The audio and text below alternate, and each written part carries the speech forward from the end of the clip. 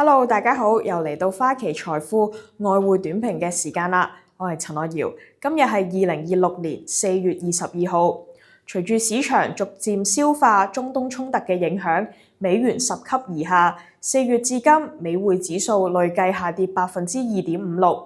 今個星期二，美匯指數曾經跌至一個月嘅低位，大概98.06。而花旗分析員最睇好嘅貨幣之一澳元，過去一個月對美元嘅升幅為1.8%，升幅冠絕一眾嘅主流貨幣。油價仍然高企，不利能源進口國嘅貨幣，例如日元嘅表現。但係近期160附近水平，或者係美元對日元嘅強力支持。若果日本央行喺今個月嘅貨幣政策會議上面維持利率不變，美元對日元或者會升穿160水平。但花旗分析員認為，屆時日本政府可能會出手干預買入日元，或者令美元對日元跌回大概155嘅水平。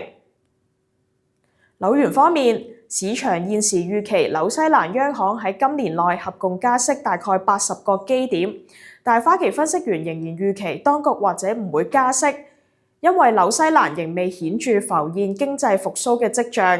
而近期嘅貿易條件衝擊對紐西蘭經濟增長嘅壓力比其他嘅經濟體更大，除非紐西蘭央行嘅政策利率較目前市場所暗示嘅水平更加鴿派，或者支持紐元對美元喺今年內升至0.6半嘅水平。